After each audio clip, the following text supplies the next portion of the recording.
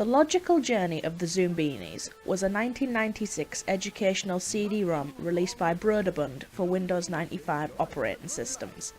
I have fond memories playing this original version in the computer room at primary school. If we finished our assigned work and had time left until break, we were allowed to play one of the many educational games installed, and the vast majority of us always opted for Zoombinis. One day, our Year 5 teacher offered a Mars bar as a prize to whoever could beat the Pizza Pass level on very, very hard difficulty, and I won it. I don't even like Mars bars, but I can always boast that achievement.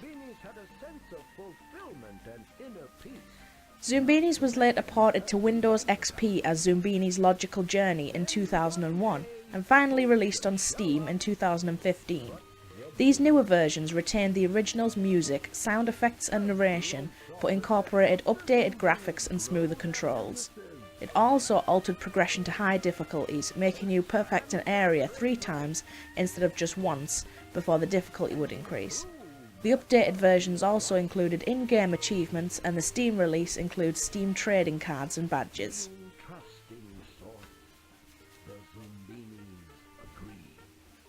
At the beginning of the game, Zoombini Isle is taken over by the evil bloats, and the Zoombinis are forced to become slaves.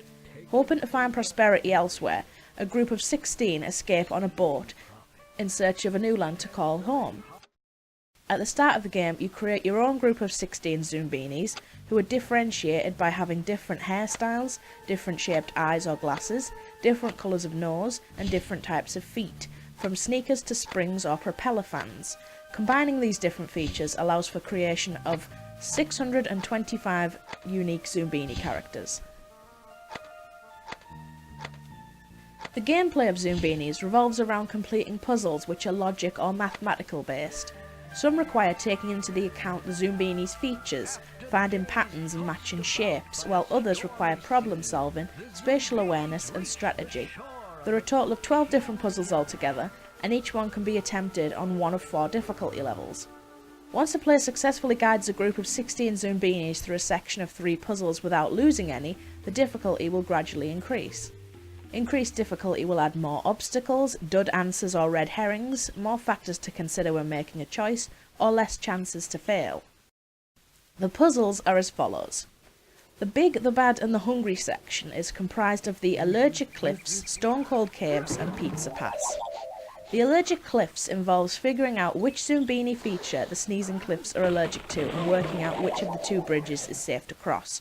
For example, the top cliff may sneeze at Zoombinis with red noses, while the bottom cliff may sneeze at Zoombinis wearing shoes. Stone Cold Caves is very similar, but instead includes 4 different paths instead of 2, this time guided by a group of stone gargoyles who will only allow certain features of Zoombinis to pass into their cave. Pizza Pass is my favourite puzzle, and the one that seems to be the most recognisable amongst players. You must make a pizza for Arno the almost omnivorous, and in later levels his 2 friends, but he dislikes certain toppings. For example, he may dislike mushrooms, but ask for more toppings if you only give him cheese and pepperoni. Something must go! Is that all I get? Uh-oh. The path splits into 2 at this point as the Zoombinis reach a campsite. These are rest areas where you can store your Zoombinis, and where Zoombinis who are knocked out of later levels will end up instead of going back to Zoombini Isle. Going north leads to Who's Bayou, while going east leads to Deep Dark Forest. The first puzzle in Who's Bayou is Captain Cajun's Ferry, which revolves around looking for patterns and making matches, as only Zoombinis who share a feature in common with the ones sitting beside them are allowed to sit on the boat. Titanic Tattooed Toads also involves looking for patterns. You must find a row of lily pads that form a path across the river and choose a toad with the matching tattoo for a Zoombini to ride on. These include colours, shapes and symbols. Stone Rise is similar to Captain Cajun's Ferry and involves making matches and pairs of Zoombini features to light up sections of the floor and allow them to pass. This gradually gets more difficult in later levels when you have to factor in more than one feature at a time.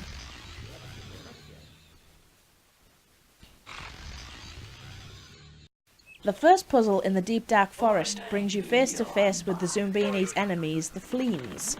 You must lure them off the tree branch by baiting them with a Zoombini you think best correlates to the features they show. After this is Hotel Dimensia, a mathematics-based puzzle that involves organising Zoombinis into columns and rows based on the features they share with others and the differences. For example, a row of pink noses and a column of spiky hair. Finally, there is the mudball wall, which in my opinion is very similar to Sudoku, but instead of numbers employs the use of colours and shapes. You must find the patterns and hit the correct spaces on the wall to allow the Zoombinis to pass. After completing either path, you will regroup at the second campsite, which functions identically to the previous one. After this is the final set of puzzles, the Mountains of Despair. Puzzle number 1 is the Lion's Lair, which involves placing all of the Zoombinis in an order that corresponds to the clues on the wall behind. For example, putting all of the mohawk hairstyles before all of the flat top haircuts. Next is the Mirror Machine, which relies on matching the current Zoombini to the one projected on the opposite wall by using filters to change their features. For example, filters that make the Zoombini to have different hair or a different coloured nose. And the final puzzle that blocks the path to the Zoombini's new homeland is Bubble Wonder Abyss, a maze that Zoombinis must traverse while encased inside a bubble. This puzzle involves a lot of forethought and strategy to ensure you avoid traps and don't hit other Zoombinis that are also floating around. The only real issue with Zoombinis is the sheer lack of any sort of help or hints. If you're stuck on a level, it's tough, you have to work things out for yourself. And quite often you'll find yourself having completed a level without even being able to fathom how. A lot of the puzzles revolve around luck and trial and error, and on the harder difficulties can become insanely frustrating if you're a perfectionist like me who wants to save all 16 Zoombinis every time. Losing one means you continue on without them, or having to restart the section again, which can be infuriating if you're on the third and final puzzle in an area. However, it's incredibly addicting, and finally figuring out how to complete a puzzle that has stumped you for hours is one of the most satisfying feelings I have ever experienced while gaming. It's not the sort of pleasure one derives from lucky item drops, grinding levels or timing. It's knowing you've beaten a 20-year-old obtuse puzzle game, originally developed for children, with your magnificent adult brain. Suck on that, Ulla.